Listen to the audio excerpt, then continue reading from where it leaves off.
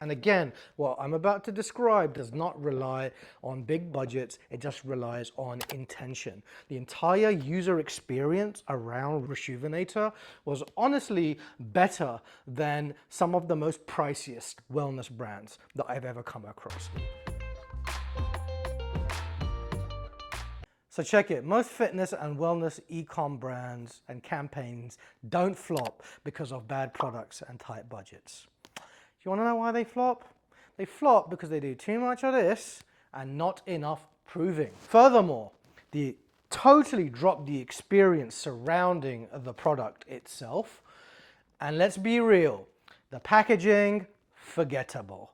The content, non-existent. The follow-up, now here is a brand that is doing it right. And let me be clear before I show the brand, they have not paid me nor our agency in any way to spotlight their brand, but Rejuvenator, if you're listening, we would love to work with you.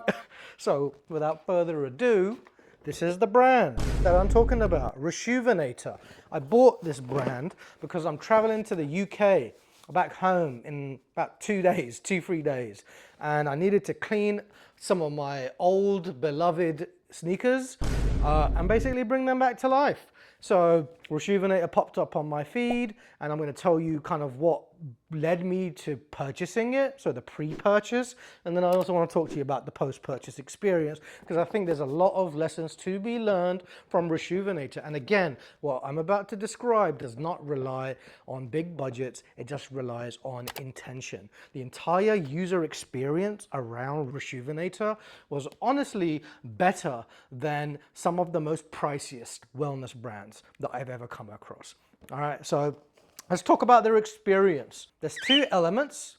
Hey, you like that? Cool, let's talk about it. The pre-purchase, let me first go there. Rejuvenator earned my trust, not through social proof.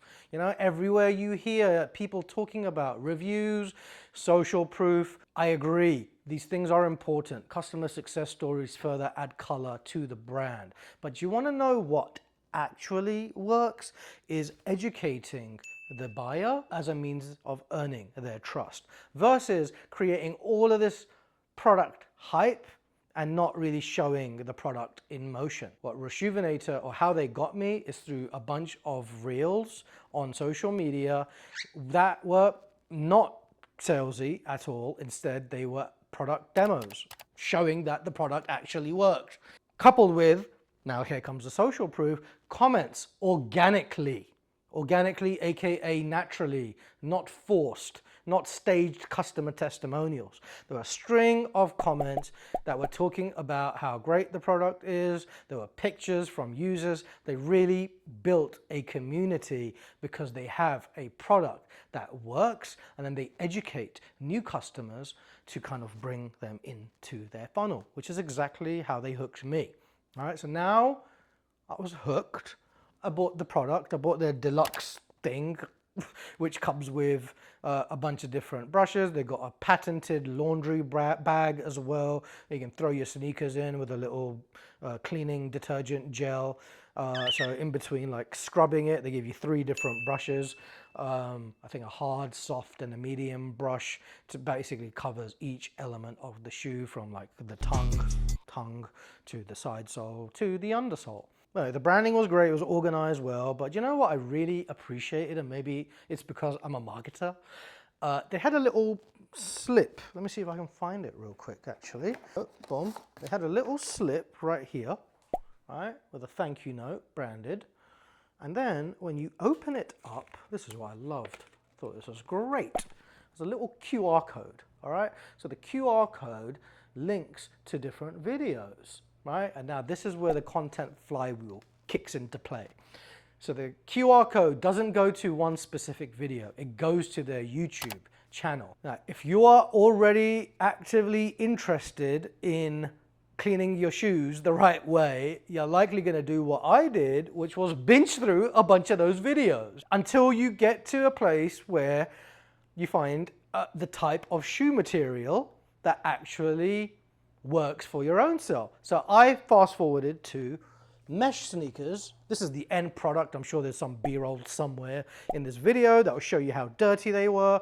But the product worked seamlessly, and I looked for shoes that were specifically made out of mesh. They have a clear content strategy that showcases Jordan 4s, mesh sneakers, all the different types of sneakers that a buyer would ultimately get. And then they demo their product, and I literally propped my phone. I followed along.